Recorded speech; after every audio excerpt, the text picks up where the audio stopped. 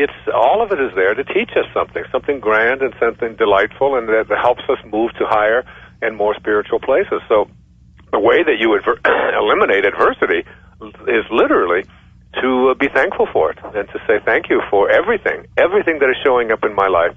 It is going to teach me something profound.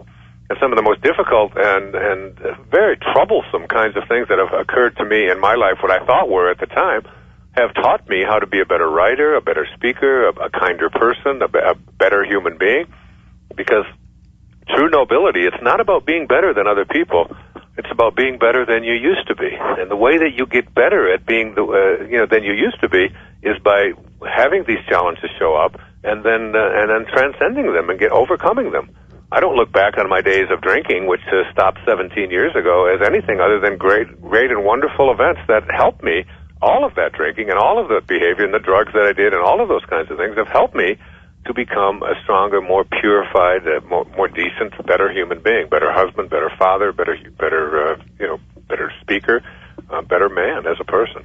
Anyway, let me try to get through the rest of these. We just have a few moments left. Okay. Were you going to say something, Diane? Well, I was going to say, do you think people get caught up in the why me kind of mentality? Yeah, I think they do, instead of saying, why not me? So thank you. Thank you for all of it, every single bit of it. I mean, there's a slogan here on Maui that says, no rain, no rainbows.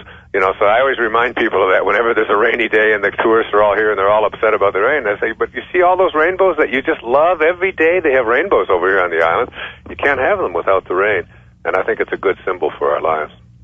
One of the things that Gandhi said that's really, I think, very important is that there's more to life than making things go faster and making it always increase our speed. That the idea that we have to get there fast, we have to be ahead of the other person, slowing ourselves down.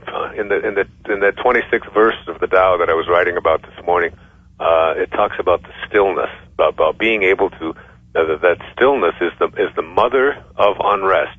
In other words, the master of unrest. In other words, in order to be able to get to a place where you are no longer filled with unrest, you have to go to this place of stillness, this place of quiet, this place of peace that is within each and every one of us. And that means not telling yourself that you have to be there ahead of the other guy, not rushing through the traffic lights, but meditating your way through when a yellow light comes, instead of rushing through it, that's just a habit. Instead of that, just slowing down, putting your foot on the brake and saying, thank you for 1 minute to just sit here and be at peace and be kind and be in a sense of harmony with my source, which is always at peace. Also, I said, do everything that you can to eliminate debt in your life, because all of the debt that you have, the credit card debt, the money that you owe the banks, the mortgages, all of those kinds of things are a way of giving up control of your life and putting it into the hands of someone who will be controlling the purse strings of your life. And also to let go of your idea about everything is evaluated on the basis of how much it costs or how much it's worth. Try to take the dollar value off of things and just enjoy everything in your life for what it is. I'm going through something right now, and I'm kind of wanting to know why all this is happening to me in my life. At 15, my dad died unexpectedly of, an aortic aneurysm, and then I dealt with that somewhat decent. I don't want to say great, but I was only 15. And then I got married, and my husband and I struggled for 4.5 years to get pregnant, with one miscarriage along the way. And we got pregnant in November last year. We found out December 8th. And then on April 4th, we found out that the baby was really sick. Mm-hmm. And I ended up delivering a stillborn on April 19th. Mm-hmm. And I'm just not quite sure why all this is happening and how to get through it. Yeah, I can hear your pain.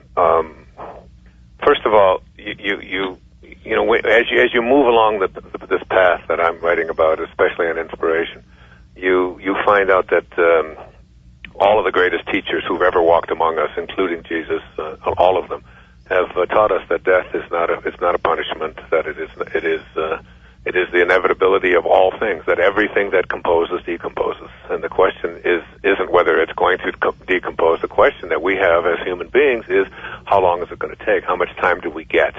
When you say the words, my father died unexpectedly, my immediate response to that is unexpected to you. Yeah. But not to God, and not, and that the moment that your father was conceived and the moment that he showed up on this planet, his birth was here, independent of his opinion about it, and so was his death. And the same is true of the miscarriages that you've had and the stillbirths that you've had. That there's a perfection in all of this, and that these souls who showed up very, very temporarily, and then for whatever reason that none of us will ever be privy to, weren't ready to show up into this world. What you are doing with it is you're taking it personally. You're saying to yourself, why me? And how could something so terrible as this happen? And how much of this kind of thing do I have to put up with before I'll have peace in my life? And I'm saying to you, have peace in your life now, and even be in a state of gratitude for just the fact that you've been able to participate in the dance of life. You've already created life twice, and because it didn't last as long as you thought it should last, that's just our ego at work.